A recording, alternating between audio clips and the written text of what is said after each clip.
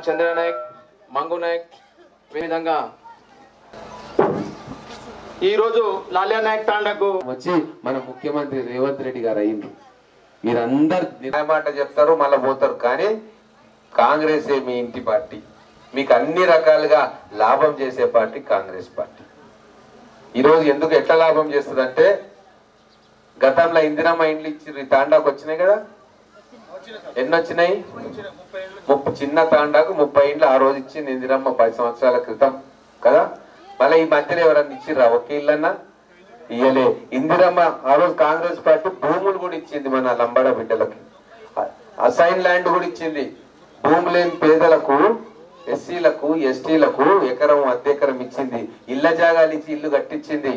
బర్రె లోన్లు ఇచ్చింది, క్రాప్ లోన్లు ఇచ్చింది. ఇట్లా అన్ని ఏమి ఇయ్యలేదు కాంగ్రెస్ పార్టీ మన బంజారా బిడ్డలకు, అన్ని ఇచ్చింది. కాబట్టి అది ఇంటి పార్టీ. కానీ ఇప్పుడు ఏం చేస్తున్నారు వీళ్ళు?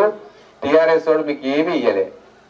మోడీ వచ్చి ఏం చేస్తున్నాడంటే, 2 సార్లు మోడీ ప్రధానమంత్రి అయ్యిండు, ఇది 3వసారి ఓటేయమని పిల్లగాళ్ళు తిరుగుతా ఉన్నారు. మోడీ మీ ఇంటికి ఏమి ఇయ్యలే.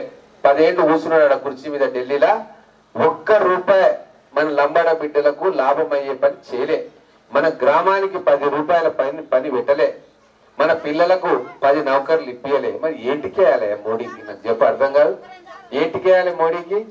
మళ్ళీ వచ్చి మోడీకి అని చెప్పి పిల్లలు దమాక్ తింటే తల్లులు కొద్దిగా అటు ఇటు అవుతారు. దయచేసి మోడీ మళ్ళా వచ్చిందంటే మీకు ప్రమాదం. మీరు చూసిన టీవీలలో మన ముఖ్యమంత్రి గారు రేవంత్ రెడ్డి గారు కూడా అన్నారు, రాహుల్ గాంధీ మన కాబోయే ప్రధానమంత్రి అన్నాడు. మీకు తెలుసు వాళ్ళు అన్నారు ఖచ్చితంగా, కానీ ఇప్పుడు అనలేదు అంటున్నారు. ఎందుకంటే అందరు తిరగబడుతున్నారు గ్రామాలల్లో. మా రిజర్వేషన్ ఎందుకు తీసుకుపోతావా? మేము మీకు ఏం పాపం చేసినాం? మీకు ఓటు కూడా వేసినందుకు మా రిజర్వేషన్ తీసుకొని మన ఎత్తిన గుండు కొడతావా అని చెప్పి తిడుతున్నాం. అందరూ ఓటర్సు చేతి గుర్తును ఓటేయాలని కోరుతూ ఈరోజు సభలో పాల్గొని విజయవంతం చేసింది. కాబట్టి నేను ప్రజలందరికీ కోరేది ఒకటే కాబట్టి చేతికే వేయండి. బీజేపీ ఎలాంటి పని చేయలేదు మాకు.